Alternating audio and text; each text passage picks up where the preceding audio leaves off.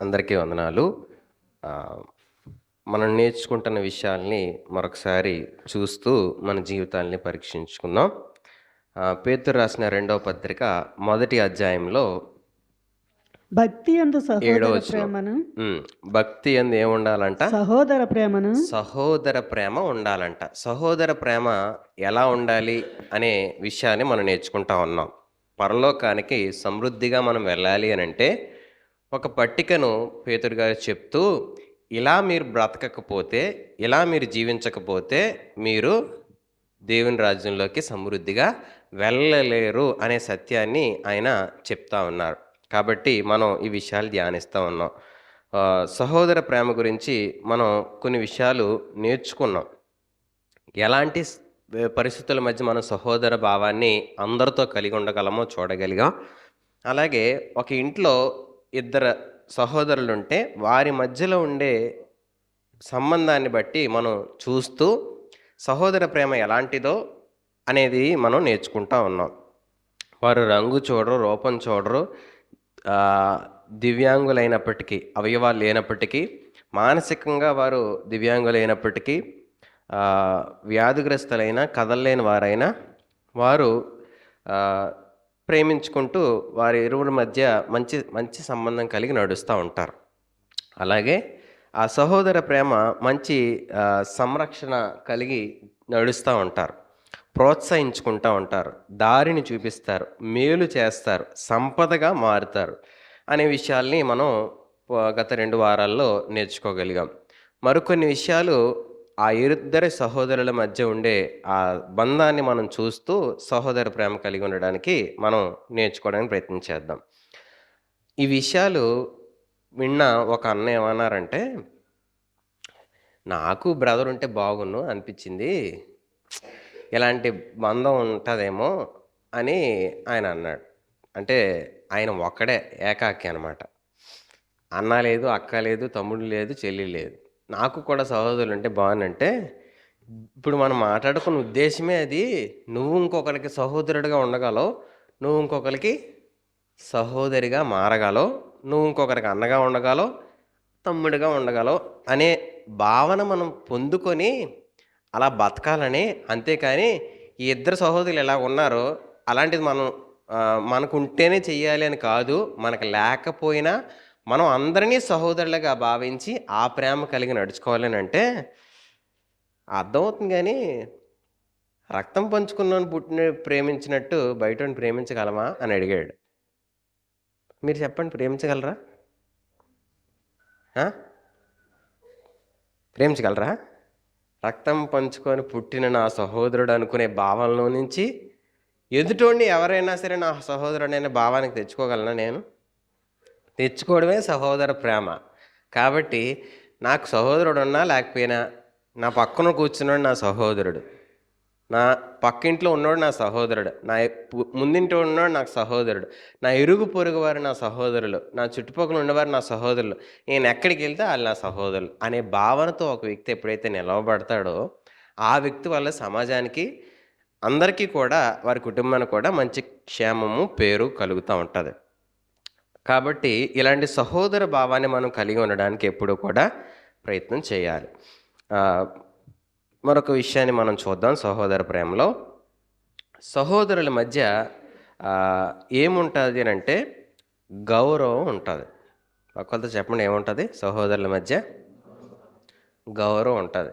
ఎలా ఉంటుంది అంటే గౌరవం, అన్న లేకపోతే తమ్ముడు అని పిలుస్తారు. అమ్మ కూడా పిలిచేటప్పుడు చెప్పేటప్పుడు ఏం చెప్తుంది? అన్నయ్య దగ్గరికి వెళ్ళి ఇది అడుగు ఇస్తాడు, నాకు తెచ్చివ్వు అని చెప్తుంది. లేకపోతే అన్నయ్యకి ఏం చెప్తుంది?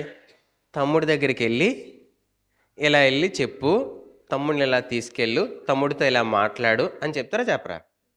అన్నయ్య, తమ్ముడు అనే భావన కలుగుతూ ఉంటుంది. ఈరోజు ఆ గౌరవ మర్యాదలో ఒక ఇద్దరు సహోదరుల మధ్య ఉంటుంది. ఈరోజు మనం సమాజంలో చూస్తే గౌరవ మర్యాదలు, విలువలు తగ్గిపోతూ ఉన్నాయి. సహోదర ప్రేమ నుంచి మనం ఆ విలువలని తిరిగి పొందుకునేవారిగా మనం నేర్చుకున్నాం. ఏంటనంటే సోషల్ మీడియా అనేది ఒకటి తయారైంది.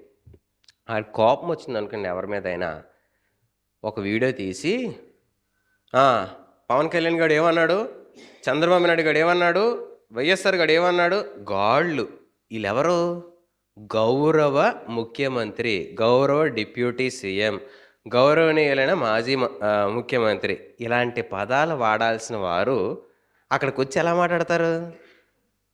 ఆడు, ఈడు, గాడు ఇవి మాట్లాడదగినవేనా? వాళ్ళని వదిలేస్తారనుకుంటున్నారా? వదిలేరు. వీళ్ళు గవర్నమెంట్ అఫీషియల్స్తో కొన్ని సందర్భాల్లో వచ్చినప్పుడు రీచెక్ చేయబడతాయి. ఫారెన్ వెళ్ళాలి అని అంటే ఆ పరిస్థితులన్నీ పరిశీలించబడతాయి. నీ ఫేస్బుక్ కానీ, నీ ఇన్స్టాగ్రామ్ కానీ, నీ వాట్సాప్ కానీ, ఇవన్నీ కూడా గవర్నమెంట్ పరిధిలో ఉంటాయి. ఎవ్వరికి ఏం తెలియదు నేను ఏం చేసినా, ఈ ఊరిలో ఉండిపోయాను, లేకపోతే ఆ మూల ఎక్కడో ఉంటాను, మా ఊరే తెలియదు ఎవరికి అని అనుకోవచ్చు. కానీ నీకు సమయం వచ్చినప్పుడు బైబిల్ చెప్తుంది ఒక మాట, ఏంటనంటే ఏది విత్తుతారో అది కోస్తారు అన్నట్టు. అలాగే ఒక వ్యక్తి ఏ విలువలతో మనం ప్రతి పని చేస్తామో మనం చేసిన పని తిరిగి నీ ఒళ్ళోకి వస్తుంది. కాబట్టి ప్రతి చర్య కూడా పరిశీలించుకోవాలి. గౌరవాన్ని మనం నేర్చుకోవాలి, విలువలని పెంచాలి. ఎవరినైనా పరిచయం చేసేటప్పుడు మనం ఎలా పరిచయం చేస్తాం? పిల్లలకి ఎవరినైనా పరిచయం చేసేటప్పుడు ఎలా పరిచయం చేస్తారు? మీ పెదనాన్న, చిన్నాన్న, పెద్దమ్మ అని చెప్తాం. బయట వాళ్ళు ఎవరన్నా అయితే అప్పుడేం చెప్తాం? ఎవరన్నా పిలిచేటప్పుడు చాలా విషయాలు నేను గమనించింది ఏంటంటే, కుటుంబాల్లో ఎవరైనా పిల్లలు ఒరే అన్నారనుకో, అర్రే అని నవ్వుతా ఉంటారు. ఆడు ఒరే అంటే నవ్వుతావా నువ్వు? నవ్వుతాడు ఏమంటాడు మళ్ళీ? అదే పదమే అంటాడు. చెప్పాలి వెంటనే వేలి మీద వేసి ఒరే అనకూడదు. నీకంటే పెద్దోడు కదా అన్నయ్య అని పిలాలి, లేకపోతే చిన్నోడైతే తమ్ముడు అని పిలాలి. ఆ మర్యాద నువ్వు నేర్చుకోవాలని చెప్పి పిల్లలుగా ఉన్నప్పుడే నేర్పించాలి. మీరే మర్యాద పూర్వకంగా పిలవకపోతే పిల్లలు ఎలా పిలుస్తారు? అంటే ఈ అమర్యాదకరమైన విషయాలు ఎలా నేర్చుకుంటారు అని అంటే, మీకు చనువు ఉండొచ్చు, మీకు చనువు ఉండొచ్చు. జనరల్గా నేను గమనించాను, నాకు అక్కలు ఉన్నారు కాబట్టి నేను గమనించిన విషయం ఏంటంటే, స్త్రీలు వయస్సుతో తారతమ్యం లేదు. ఎలా మాట్లాడుకుంటారంటే ఒసే, ఒలే అని అంటూ ఉంటారు. మీరు అంటారా? అనరా? మరి అలా చూస్తారేంటి విచిత్రంగా? నేను నేను విన్నవే చెప్తున్నాను. ఒసే ఇలా కాదే, ఒలే ఇలా కాదు, ఈ పదాలు వాడుతూ ఉంటారు. పిల్లలు ఎదుగుతునేటప్పుడు ఆడపిల్లలు సహజంగా చిన్నప్పుడు చిన్నగానే ఉన్నా ఒక వయసుకు వచ్చేసరికి వాళ్ళతో కలిసిపోతారు. ఈ వయసు వీళ్ళిద్దరికి తేడా ఉందా లేదా అన్నట్టుగా ఎదిగిపోతూ ఉంటారు. ఎదిగిపోయిన తర్వాత వాళ్ళు మాట్లాడేటప్పుడు ఆ పిలుపులు వాళ్ళకి వచ్చేస్తే రావా? ఆ అమర్యాదకరమైన పిలుపు రావడానికి విత్తనం వేసింది ఎవరు? పెద్దవారిగా మనమే. ఈ సహోదర భావం గౌరవాలు నేర్పించేటప్పుడు పిలుపులలో కూడా గౌరవాన్ని మనం ఉంచగలగాలి. అప్పుడు వారికి ఇంటిలో ఉండే గౌరవాలు ఇంటి బయట వస్తాయి, వీధిలో వస్తాయి, సమాజంలో వస్తాయి, వారి స్కూల్లో వస్తాయి. ఒక కంప్లైంట్ వచ్చిందండి ఒకసారి స్కూల్ నుంచి. మా పక్కింటి అక్కాల పిల్లలు ఇద్దరు ఉంటే ఎందుకు కంప్లైంట్ అని అంటే, ఆడెవరినైనా ఏరా అంటాడు, ఇంట్లో వాళ్ళ అన్నీని కూడా ఆడు ఏరా అని అంటాడు. ఇప్పుడు ఆడు స్కూల్కి వెళ్ళిన తర్వాత ఆ పిల్లల్ని కూడా ఏరా అంటున్నాడు.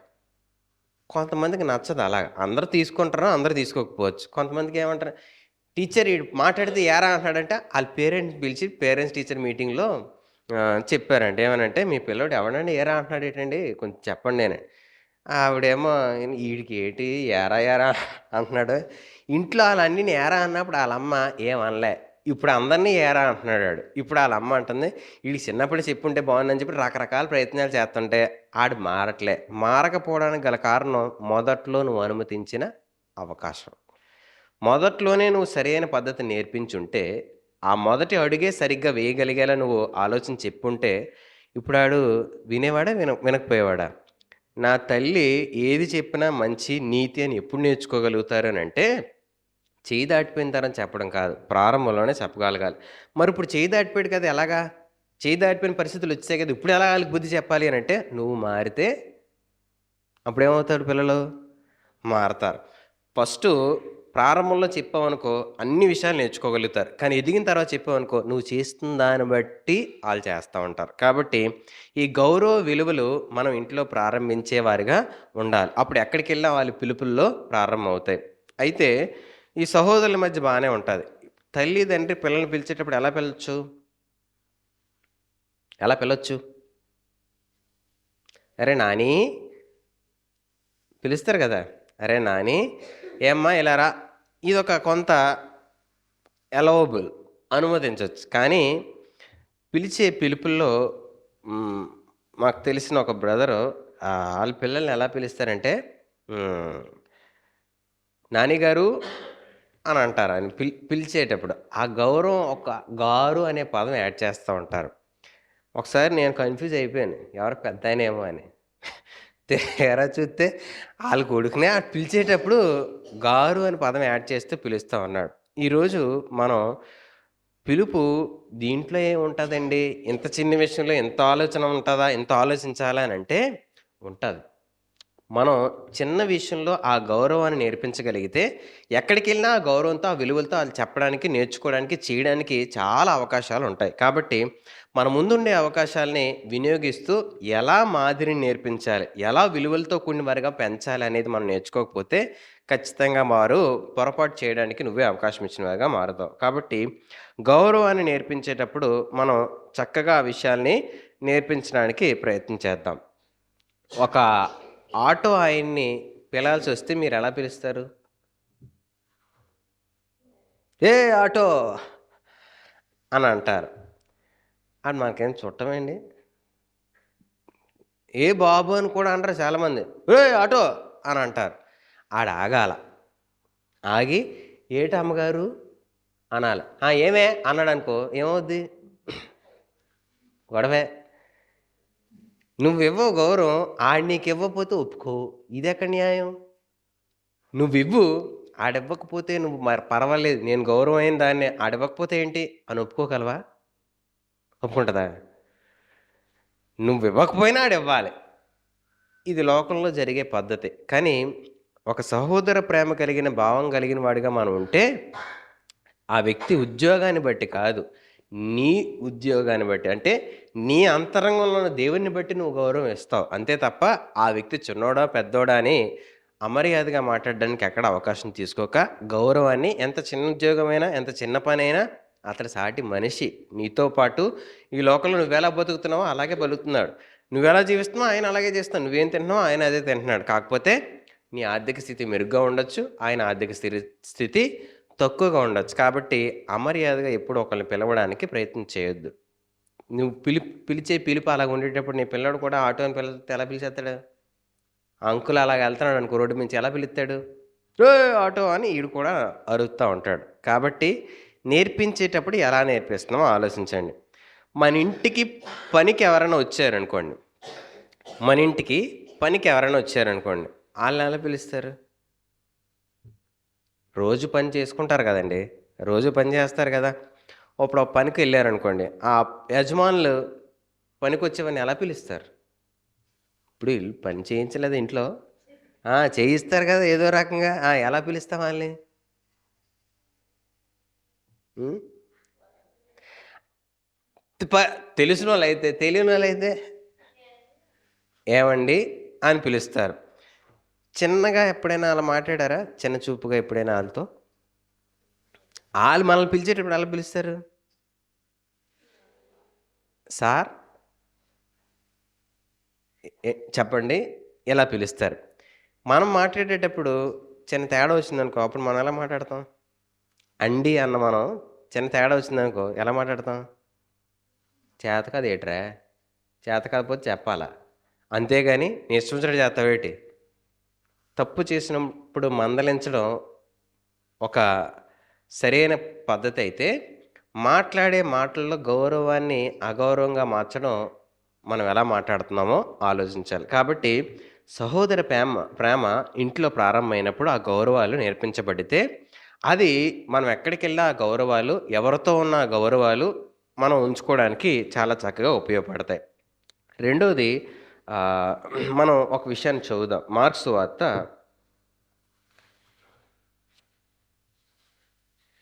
3వ అధ్యాయము మార్క్స్ సువార్త 3వ అధ్యాయము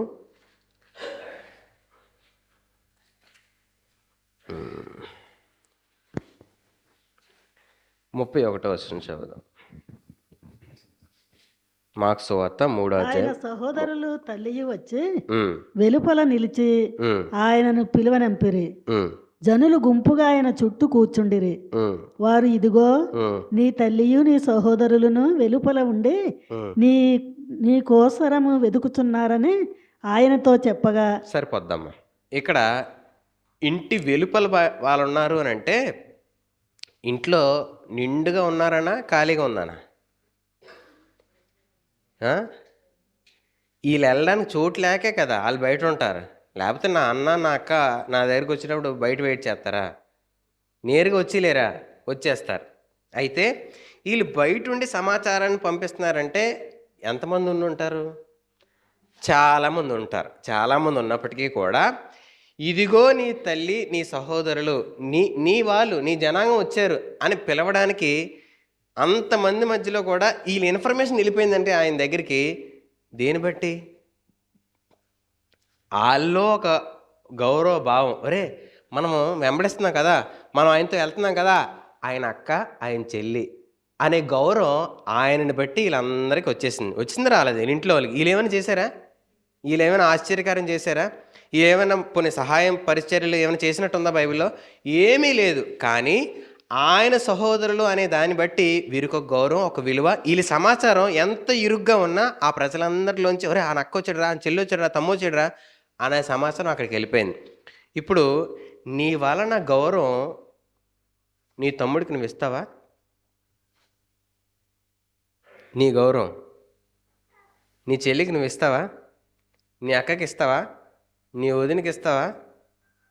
నీ తోబుట్టుకులకి ఇస్తావా? నీ అత్తింటికి ఇస్తావా? తల్లింటికి అయితే ఇచ్చేస్తారులేండి.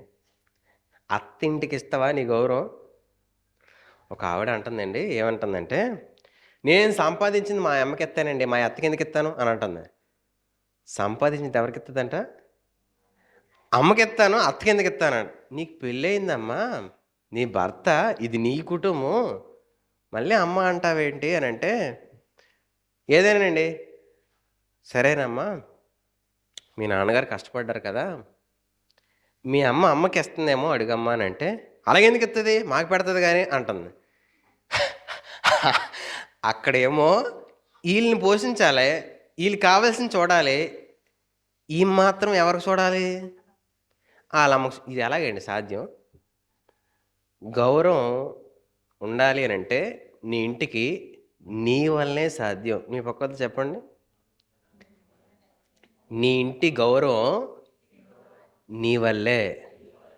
ఓడబెరకాలన్నా నిలబెట్టాలన్నా నీ భావం లోపల ఇది నా ఇల్లు కాదు, ఇది ఆడిల్లు అని మీ ఆయన చూసావనుకో, నీ కొంపే ఊడిపోద్ది. నా ఇల్లు అని నువ్వు భావిస్తే నీ ఇల్లు నిలవబడుతుంది. నీ ఇంటిని కట్టుకోవాలని దేవుడు ఇష్టపడతా ఉంటాడు.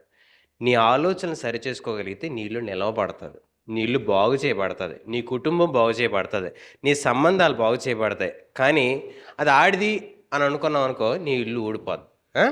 కాబట్టి ఆ విషయాన్ని అర్థం చేసుకొని గౌరవం నీ వలన అనేకులు పొందుకోవాలి. నీ గౌరవం నీకు వస్తే నీ వలన మరొకరు పొందుకోవాలి. మేము బయటికి వెళ్ళినప్పుడు పాస్టర్ గారితో ఉంటాం కాబట్టి ఎవరన్నా ఏదైనా తెచ్చారనుకో, ఆయనతో పాటు ఏమిస్తారు? మాకు కూడా ఆయనకి ఏది ఇస్తే మాకు అదే ఇస్తాం. మేమేం చేస్తామా? ఏమి చేయం. ఆయన కూర్చేసారనుకోండి, మాకు కూడా కూర్చోండి అంటారు. మా వల్ల వాళ్ళకి ఏ ఉపయోగం దమ్మిడి ఉండదు.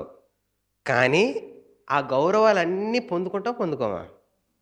తల్లిదండ్రుల వల్ల ప్రతి గౌరవం నువ్వు పొందుకుంటావు. నీ అత్తింటైనా నీ తల్లింటైనా అన్ని గౌరవాలు నీకు వస్తాయి, అన్ని సంపదలు నీకు వస్తాయి, అన్ని విలువలు మర్యాదలు నీకు వస్తాయి. పలానా ఇంటికి వచ్చిన అమ్మాయిరా, పలానా ఇంటికి ఊరికి పంపబడిన అమ్మాయిరా, పలానా ఇంటికి వచ్చిన వ్యక్తిరైనా అని చెప్పి విలువలు గౌరవాలు నువ్వు ఒక ఇంట్లో ఉంటే వస్తాయి. ఊరి మీద తిరిగేవాడికి వస్తాయా విలువలు? ఏ ఇల్లు లేనివాడికి వస్తాయా గౌరవాలు? రోడ్డు మీద దుప్పటి పడుకొని ఉంటే గౌరవం వస్తుందా? ఒక ఇంటిలో ఉంటే గౌరవం వస్తుంది. ఒక కుటుంబంలో ఉంటే గౌరవం వస్తుంది. నా అన్న నా అక్క అని చెప్పుకుంటే గౌరవం వస్తుంది. అంతేగాని ఈరోజు అన్ని బంధాలు తెంచుకొని నాడెవడు ఇదేవర్తే అనే మాటలు నీ నోట్లో నా నోట్లో వస్తున్నాయనంటే అక్కడే నీ గౌరవ విలువలు తెంపేసుకున్నావు అనేది ఆలోచించు. ఈరోజు ఎక్కడ తెంపుకున్నావో సహోదర ప్రేమను బట్టి కట్టుకోవడానికి ప్రయత్నం చేయండి. ఈరోజు ఆ బంధం నువ్వు కలిగి ఉండాలని, ఆ గౌరవ విలువలతో నువ్వు ఎదగాలని, నేను ఎదగాలని దేవుడు కోరుకుంటా ఉన్నాడు. కాబట్టి తెంపుకున్న సంబంధాన్ని కట్టుకోవడానికి ప్రయత్నం చేయండి. ఎక్కడ తెంపేసుకున్నామో, ఎక్కడ నాది కాదు ఇదే అనే భావాలు మనలో ఉన్నాయో వాటిని చక్కగా కట్టుకోవడానికి, తిరిగి వారితో మాట్లాడగలడానికి అవకాశాన్ని, సందర్భాన్ని వెతకండి. ఇప్పుడు నేను చెప్పాను కదా అని చెప్పి వెళ్ళి సంబంధాన్ని కలిపేసుకుందామంటే ఆడే మూడ్లో ఉన్నాడు, ఆలే సందర్భంలో ఉన్నారు. సమయం ఏంటి, సందర్భం ఏంటి, వెళ్ళగలిగిందా, వెళ్ళకూడదా, మాట్లాడాల్సిందా, మాట్లాడకూడదా అనేది ఆలోచించి, పరిశీలించి, పరీక్షించి మంచి చేసేటప్పుడు జాగ్రత్తగా చేయగలగాలి. అప్పుడు నువ్వు చేసే ప్రతి ప్రయత్నం, ప్రతి ఆలోచన ఉపయోగకరంగా మారుతుంది. అలాగ మనం సహోదర ప్రేమను చూపించగలిగేవారుగా మారాలి. కాబట్టి ఎలాంటి పరిస్థితుల్లో ఉన్నా నీ విలువను మరొకరికి ఇవ్వగలిగేలాగా, నీ గౌరవాన్ని మరొకరికి పంచేలాగా. ఇక్కడ యేసుప్రభు కిందనో మాట అంటాడు చూడండి ఒకసారి, చదువు అమ్మ 33 నుంచి. నేను చదివేస్తున్నాను. ఆయన నా తల్లి, నా సహోదరులు ఎవరని తన చుట్టూ కూర్చున్న వారిని కలయచూచి, ఇదిగో నా తల్లియు నా సహోదరులను దేవుని చిత్తము చొప్పున జరిగించువాడే నా సహోదరును, నా సహోదరియు, నా తల్లియునని చెప్పాను. ఈయనకి ఎలాంటి భావం ఉందనంటే, రక్త బంధుత్వాన్ని దాటి దేవునిని బట్టి ఏర్పడిన బంధుత్వంగా ఆయన చెప్తా ఉన్నాడు. ఈరోజు దేవునిని బట్టి నువ్వు నాకు అక్కవి, నువ్వు నాకు సహోదరుడివి, నువ్వు నాకు అన్నవి, నువ్వు నాకు తమ్ముడివి, నువ్వు నాకు తల్లివి అని చెప్పే భావన దేవునిని బట్టి ఆయన ఏర్పరచడం మనం చూస్తాం. ఈరోజు మనం వాళ్ళెవరో నా వారు అని మీరు భావిస్తున్నారే, మీరు నా వారు అని ఆయన చెప్పడానికి ఇష్టపడతా ఉన్నాడు. ఈరోజు నీ గౌరవం, నీకు ఒక విలువ వచ్చినప్పుడు, ఇందాక ఎలా అయితే నేను చెప్పానో అన్నకి ఆ విలువ ఇచ్చినట్టే మాకు ఇచ్చేస్తారని, నీ గౌరవాన్ని మరొకరికి పంచగలవా? నీ విలువను మరొకరికి ఇవ్వగలవా? మీ పక్కన అడగండి, మీ విలువను మరొకరికి ఇచ్చేయగలరా అని? మీ గౌరవాన్ని మరొకరికి ఇవ్వగలరా అని చెప్పండి. నీ పేరు ఎక్కడైనా వాడుకున్నారనుకోండి, నీ పేరు ఎక్కడైనా వాడుకున్నారనుకోండి, ఒప్పుకుంటారా? కోప్పడతారా? ఒప్పుకుంటారా? కోపడతారా? నా పేరు ఎందుకే తీసావు నువ్వు? ఇన్నాళ్ళు నేను గుర్తు రాలేదా? ఇన్నాళ్ళు నేను జ్ఞాపకం రాలేదా? ఇప్పుడే జ్ఞాపకం వచ్చానా నీకు? ఇన్నాళ్ళు నన్ను మర్చిపోయావా? ఇప్పుడు ఎందుకు నేను వచ్చా? అవసరం వస్తేనే నీకు. అరే, అవసరం వచ్చింది, సంబంధం ఏర్పడడానికి ఒక అవకాశం వచ్చింది, వెళ్ళి హత్తుని చేసుకొని, సరే ఉపయోగపడిందా, అవసరం తీరిందా, పని అయిపోయిందా, నేనున్నానని జ్ఞాపకం చేసుకో, నేను ఎప్పుడు నీతో ఆ మంచి హృదయం కలిగే ఉన్నాను అని అంటే కన్నీళ్ళు పెట్టుకుని నీ దగ్గరికి వస్తాడు. అయ్యో, ఇలాంటి నేను పోగొట్టుకుంది, ఇలాంటి దాన్ని నేను దూరం పెట్టింది, వాళ్ళ మాటలని ఈమెతో నేను సంబంధాన్ని కోల్పోయానే, నాతో మంచి భావం ఆవిడకి ఎప్పటికీ ఉన్నదే అని దేవుని ప్రేమను బట్టి ఆమె నీ సహోదరి, దేవుని ప్రేమను బట్టి ఆయన నీ సహోదరుడు అని దగ్గరికి రాగలుగుతారు. దేని బట్టి? నీ విలువను పంచుకునే దాన్ని బట్టి, నీ గౌరవాన్ని పంచుకునే దాన్ని బట్టి. కాకపోతే ఈరోజు సమాజం కొన్ని విలువలు ఇస్తుందండి, కొన్ని గౌరవాలు ఇస్తుందండి. ఆ విలువలు, గౌరవాలు సమాజం ఇచ్చినప్పుడు నువ్వేమనుకుంటావు అని అంటే, నేను వాళ్ళతో కలిస్తే అది ఎక్కడ తగ్గిపోద్దో అనే భావన ఉంటుంది. ఉన్నదా లేదా సమాజంలో? సమాజం మనిషికి కొన్ని విలువలు ఏర్పరుస్తుంది, కొన్ని గౌరవాలు ఏర్పరుస్తుంది, కొన్ని డెసిగ్నేషన్స్ ఇస్తుంది, కొన్ని పిలుపులు ఇస్తుంది. ఆ పిలుపులు ఇచ్చినప్పుడు నువ్వు వాళ్ళతో కలిస్తే ఏమవుద్ది? ఈడేటి రాళ్ళతో కూర్చున్నాడు అన్నారండి యేసుప్రభుని, అన్నారు లేదా? ఈయనేటి ఆయనతో వాళ్ళతో వెళ్ళి కూర్చున్నాడు. ఆ సందర్భం ఒకసారి తీసి చదువుదాం.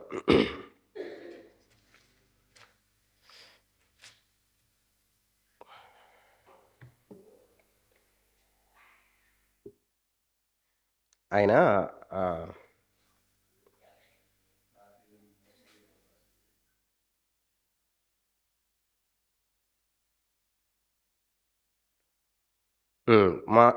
మార్క్స్ వార్త 2వ అధ్యాయం 16వ వచనం చూడండి. మార్క్స్ వార్త 2వ అధ్యాయం 16వ వచనం. ఉమ్, ఉమ్. ఉమ్. ఈయనేట్రా బాబు పాపులతో సుంకలతో వెళ్ళిపోతున్నాడు. ఈయన విలువేటి? పరిసయ్యులు ఈయన మావోడని కలిపేసుకుందామని ఇష్టపడుతున్నారు. ఈయనేమో వీళ్ళు ఎవరినైతే వెలివేస్తారో వాళ్ళతో కలవడానికి ఇష్టపడతా ఉన్నాడు. ఈయన విలువ మావోడని చెప్పడానికి పరిసయ్యులు పొందుకుంటా ఉంటే ఈయన అనుకుంటున్నాడు విలువ పొందలేని వారికి నా విలువ ఇస్తానని చెప్పి వాళ్ళ దగ్గరికి వెళ్తా ఉన్నాడు. నువ్వెవరి దగ్గరికి వెళ్తావా అక్క? అడుగు. నువ్వెవరి దగ్గరికి వెళ్తావు? నీ విలువను పంచడానికి వెళ్తావా? వీడు మావోడని గొప్ప చెప్పుకోవడానికి చెప్పుకునే వాళ్ళ దగ్గరికి వెళ్తావా? ఎవరి దగ్గరికి వెళ్తావమ్మా? ఎవరు కావాలి నీకు? చిన్నోడు కూడా పెద్దోడి దగ్గరికి వెళ్తాడు. ఎందుకు? నా విలువ ఎక్కడన్నా పెరుగుతుంది మా ఆడిని బట్టి అని చెప్పి ఆడ చంకని చేరుతాడు వీడు. ఆడి దగ్గరికి వెళ్ళి చెప్పండి అయ్యగారు, చెప్పండి అమ్మగారు. దేవుడు అందరి ఎడల ఆ సహోదర ప్రేమను ఎందుకు పెట్టాలనుకున్నాడంటే, దేవుని సంబంధిగా నువ్వు మారితే నువ్వు నేను ఒకడమే. ఒకరి దగ్గర నుంచి దేవుని చేత ఈ భూమి మీద పంపబడ్డాం. తిరిగి దేవుని దగ్గరికి వెళ్ళిపోతాం. ఈ భూమి మీదకి ఏ వ్యక్తి వచ్చినా వెళ్ళేటప్పుడు ఇది పట్టుకెళ్ళాడని దేని గురించి అని చెప్పండి. పట్టుకెళ్తారా? అన్నీ తీసేస్తారు. ఒక ఆవిడ చచ్చిపోయిన దగ్గరికి వెళ్తే చచ్చిపోయిన ముసలి దగ్గర ముక్కు పొడకు కూడా కట్ చేయించేస్తుందండి. ముసలిది ఎలాగా చచ్చిపోయింది కదా బాబా, ఆ ముక్కు పొడకు తీసేయండి, నా బొట్టు కనపనికి వస్తుంది అంట. అంతటి దుస్థితి రాకుండా ఏ వ్యక్తికైనా ఉంటుందా? నీ గౌరవం, నీ విలువ, నీ ప్రాణం పోతే దమ్మిడి ఉపయోగం ఉండదు. రాకూడదు చెప్పండి. నీ గౌరవం, నీ విలువ నువ్వు చస్తే దమ్మిడి ఉపయోగం ఉండదు. ఎందుకు ఈ మాటలు చెప్పిస్తున్నానంటే గుర్తుండాలని. ఎప్పుడైనా మనం ఆ మాట జ్ఞాపకం చేసుకొని నా విలువ ఇతరులకు ఉపయోగపడాలి, నా విలువ మరొకరు పంచుకోగలగాలి. ఈ పరిచయలేమో ఆయన చేసేసుకుంటున్నారు ఈ మావోడని, పాపులేమో పరిచయల దగ్గరికి వెళ్ళలేకపోతున్నారు. ఇది గమనించిన యేసు వాళ్ళ దగ్గరగా చేర్చి వాళ్ళ పాపపు స్థితి నుంచి విడుదల పొందుకోవడానికి ఈయన వచ్చాను అని చెప్పడానికి చెప్పాడు. ఈరోజు యేసు ఈ భూమి మీదకి వచ్చాడు అని అంటే ఎవరైతే తృణీకరించబడుతున్నారో, ఎవరైతే అంటరాని వారికి ఎంచబడుతున్నారో, ఎవరైతే సమాజంలో వెలువేయబడిన వాడిగా చూస్తూ ఉన్నారో వారిని హక్కును చేర్చి మనుషులుగా మీరందరూ సహోదరులుగా భావించి ప్రేమ కలిగి నడుచుకోవాలని ఆయన వారి మధ్యలో నడుస్తూ ఆ మాదిరిని చూపించారు. ఈరోజు అలాంటి మాదిరి కలిగిన వారిగా మనం అందరం బతకాలని దేవుని ఆశ తప్ప మనం ఏదో గొప్పలు అని, లేకపోతే మనం ఏదో విలువైన వారమని సమాజం మనల్ని ఎంచినప్పుడు ఆ విలువని ఇతరులకు పంచేవారిగా మనం మారడం, ఆ గౌరవాన్ని ఇతరులకు ఇచ్చేవారిగా మనం మారడం దేవుడు కోరుకుంటున్న పద్ధతి. అది సహోదర ప్రేమ. కాబట్టి ఈ సహోదర ప్రేమ విషయంలో నీకు ఇవ్వబడిన విలువలైనా, నువ్వు సంపాదించుకున్న విలువలైనా, లేకపోతే నీకు పూర్వీకుల నుండి వచ్చిన విలువైనప్పటికీ కూడా ఆ విలువను అనేకులు పొందుకునేవారిగా నీ దగ్గరకు చేరగలిగేలాగా నువ్వు దారి వేసేవారిగా ఉండాలి. అది సహోదర ప్రేమ. కాబట్టి ఈ సహోదర ప్రేమ విషయంలో ఎక్కడైనా మనం ఇంకా గౌరవాలను వెంట వెళ్తూ గౌరవాలతో పాటు మనం చుట్టూ తిరుగుతూ ఆ స్నేహపూర్వకమైన భావాల్ని పోగొట్టుకుంటున్నామేమో అనేది మనం పరీక్షించుకోవడానికి ప్రయత్నించేద్దాం. అలాగే మరొక విషయం ఏంటంటే, సహోదరుల మధ్య మనకు కలిగేది ఏంటనంటే పరిచయాలు, రిలేషన్స్ పెరుగుతూ ఉంటాయి. జనరల్గా తమ్ముడికి అన్న ఫ్రెండ్స్ ఉంటే వీళ్ళందరూ తమ్ముడికి ఫ్రెండ్స్ అయిపోరా? అక్కకి ఫ్రెండ్స్ ఉన్నారనుకోండి, చెల్లికి అక్క ఫ్రెండ్స్ అందరూ ఫ్రెండ్స్ అయిపోరా? ఆటోమేటిక్గా సంబంధాలు విస్తరిస్తాయి. సహోదరులు ఉంటే పరిచయాలు పెరుగుతాయి, సంబంధాలు, రిలేషన్స్ పెరుగుతూ ఉంటాయి. ఎక్కువ మంది మధ్య వారు ఉండడానికి ఇష్టపడుతూ ఉంటారు.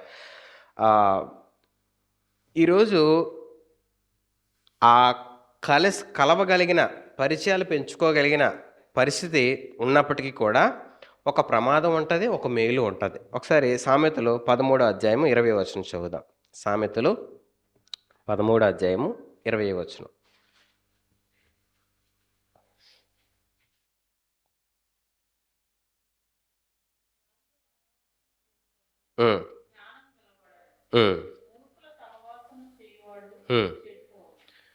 నువ్వు బాగుపడాలంటే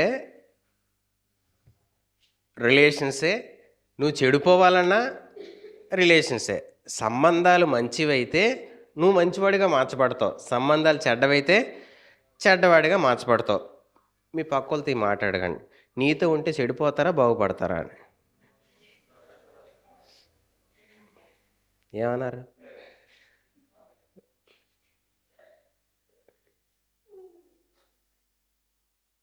మనం ఏది చెప్పేద్దామని ప్రయత్నం చేసినా నీ గుండెగా నీతో చెప్తుంది ఒకటి.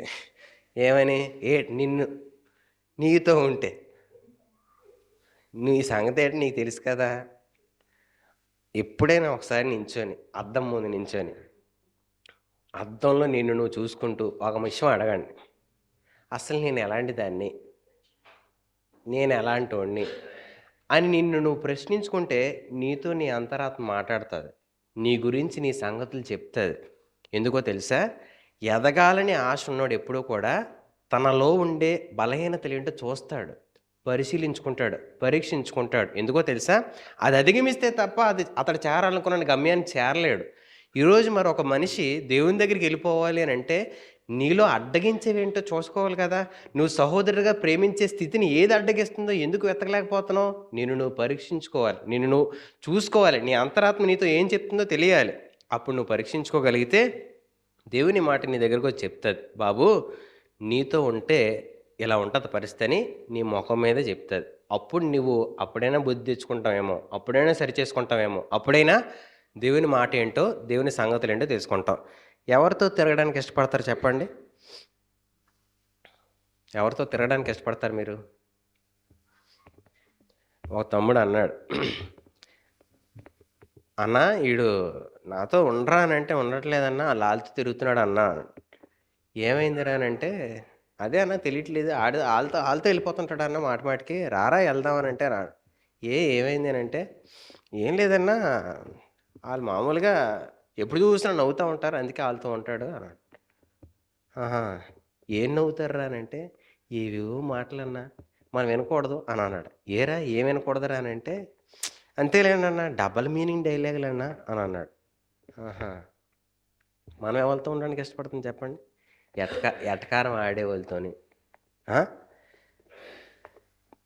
మాట వెనకాతల ద్వంద్వార్థాలు, రెండు అర్థాలు ఉండేవాళ్ళు అలాంటి మాటలు మాట్లాడడానికి గొప్ప సరదాగా ఉంటుంది. సరదాగా ఉండదా? ఉండదు. నిజం చెప్పండి, సరదాగా ఉంటుందా ఉండదా? నీ గురించి మాట్లాడితే సరదా అంతా పోద్దా? తీరిపోద్ది సరదా. నీ దగ్గరికి రానంత వరకు, నీ గురించి మాట్లాడినంత వరకు, నీ దగ్గరికి విషయం రానంత వరకు బయటోడి గురించి ఎన్ని మాట్లాడినా ఒప్పుకుంటుంది. సహోదర ప్రేమ ఒప్పుకోదు. మరొకటి గురించి తక్కువగా మాట్లాడితే, అరే ఎందుకు మాట్లాడుతున్నారు అసలు, ఈ విషయం చెడ్డదేమో, ఈ విషయం మంచిది కాదేమో అని సరిచేసుకోవాల్సిన బుద్ధిపోయి ఆ చెడ్డ విషయం గురించి నవ్వుతూ ఆనందిస్తూ సుఖపడుతున్నావని అంటే నేనేమనాలి? బంధం ఉందా ఇద్దరి మధ్య? ఏమన్నా సంబంధం ఏమైనా ఉందా? లేదు. అప్పటి కాలానికే ఆ బంధం, ఆ నవ్వులాటకే ఆ బంధం, ఆ సరదాకే ఆ బంధం. ఆ పరిస్థితి దాటిపోయారనుకోండి, మళ్ళీ నువ్వు శత్రువు అయిపోయే అవకాశం కూడా ఉంటుంది. ఎందుకు అని అంటే నవ్వులాట 4 విధాలు చేయటని చెప్పి పెద్దలు చెప్తారు. బైబిల్ చెప్తుంది, నీ సహవాసం మంచిదైతే నువ్వు మంచోడిగా మార్చబడతావు, నీ సహవాసం నవ్వులాడిదైతే నువ్వు చెడిపోతావు. జాగ్రత్త. నీ సహవాసం ఎలా ఉందో పరిశీలించుకో. ఎవరితో తిరుగుతున్నావు, ఎవరితో ఉంటున్నావు? సహోదర భావం సంబంధాలు పెంచినప్పటికీ నిన్ను గుణపరుస్తుంది, నిన్ను సరిచేస్తుంది, నిన్ను సరైన దారిలో నడవడానికి ఉపయోగపడుతుంది. అలా మనతో ఉండే సహవాసం చెడిపోయకూడదు. మనం ఎవరితో తిరుగుతున్నామో అది పరిశీలించుకోకపోతే మనం మంచివాడిగా మార్చబడతా ఉంటాం. కాబట్టి ఆలోచించండి, ఈరోజు సహోదరుడిగా మనం సంబంధాలని పెంచుకోగలిగే వారిగా ఉంటూ ఆ సంబంధం నిన్ను బాగు చేస్తుందా చెడిపేస్తుందా కూడా తెలుసుకోగలగాలి, పరిశీలించుకోగలగాలి. గుడ్డిగా అందరినీ ఇవి పర్వాలేదులే అని చెప్పి స్నేహం నువ్వు పెంచుకున్నావు అనుకో, ఆడు నిన్ను తప్పుదారిలోకి నడిపేస్తాడు, నిన్ను చెడిపోయడానికి ఎప్పుడు కూడా అవకాశం తీసుకుంటాడు. కాబట్టి ఈరోజు సహోదర ప్రేమ కలిగి ఉండే మనము ఎలాంటి సంబంధాలతో ఉన్నాం, మనతో ఉంటే ఇతర సంబంధాలు బాగుపడతాయా లేదా, మనం ఎవరితో ఉంటున్నాం వారి సంబంధాలు బాగుంటాయా లేదా అని కూడా పరిశీలించుకోగలం. కాబట్టి ఈ విషయాల్లో మనం ఇంకెక్కడైనా మన సంబంధాలు ఎలాగుంటున్నాయి అనేది ఎప్పుడూ పరిశీలించుకోవడానికి ఎప్పుడూ అవకాశం తీసుకోవాలి. పనిచేసే ప్రదేశాల్లో పరిచయాలు ఏర్పడతాయా? ఏర్పడవా? ఏదైనా పని చేసే ప్రదేశాలు పరిచయం ఏర్పడుతుంది. పని చేస్తున్న ప్రదేశంలో మన హద్దులు ఎలా ఉండాలి అంటే, ఆ పని చేసే ప్రదేశం వరకే ఉండాలి. మీ పక్కలతో చెప్పండి. పని చేసే ప్రదేశంలో మన హద్దులు పని చేసే వరకే మారాలి. ఆ సంబంధాలు నీ ఇంటోలు గుట్టు వెళ్ళేలా సంబంధాలు పెంచుకున్నావు అనుకో, ఏమవుద్ది? మన బతుకు మనమే రోడ్డుని పెట్టుకున్న వారుగా మారుతాం. పరిచయాలు పెంచుకోవడం మంచిదే. కానీ పరిచయం పెరిగిన తర్వాత నీ హద్దేంటో నీకు తెలీదనుకోండి, నీ నీ పరిధేంటో నీకు తెలీదనుకోండి, నీ కుటుంబాన్ని నువ్వే రోడ్డున పెట్టుకున్నవాడితో. ఆళ్ళ చేతిలో నీ జీవితాన్ని పెట్టినోడుగా మారిపోతావు. కాబట్టి నీ ఇంటి పరిధి దాటిపోయిన తర్వాత నీ పరిచయాలకి ఒక హద్దుని ఏర్పరచుకోవాలి. సహోదర ప్రేమ అనే విషయాల్లో పరిచయాలు నీకున్నప్పటికీ, ఉండాల్సి వచ్చినప్పటికీ కూడా వాటిని ఎలా మనం జాగ్రత్తగా పరిశీలించుకోవాలో తెలియకపోతే తప్పుదారిలోకి మనం వెళ్తాం, బలహీనతలోకి పడతాం. అనవసరంగా ఇలాంటి విషయాల్లో నేను దూరానని చెప్పి నిన్ను నువ్వే నిందించుకుంటావు. కాబట్టి అలాంటి అవకాశాలు ఇవ్వకూడదనంటే మంచి సంబంధాలు కలిగిన వారుగా, నీతో కలిగిన వారు మంచి సంబంధం కలిగి ఉన్నామని చెప్పుకునేవారుగా నువ్వు ఎదగాలని దేవుని ఆశ. కాబట్టి మొదటిది ఈరోజు నేర్చుకున్న విషయం, గౌరవం, విలువ మనం అనేకులకు పంచేవారిగా మారాలి. అందరికీ గౌరవం, విలువ ఇచ్చేవారిగా మారాలి. రెండోది మన సంబంధాలు, మనం ఎవరితో సంబంధం కలిగి ఉంటున్నాం, మనతో ఎవరి సంబంధమైనా కలిగి ఉంటే వారు మంచివారిగా మార్చబడతారా లేదా అనేది పరిశీలించుకొని మార్చబడ్డానికి, ఆ సహోదర ప్రేమను స్వచ్ఛంగా నేను పంచడానికి, నేను పొందుకునే అర్హత కలిగిన వాడిగా మారడానికి ఎదగాలని దేవుని సహాయాన్ని అడుగుదాం. ప్రార్థన చేసుకుందాం.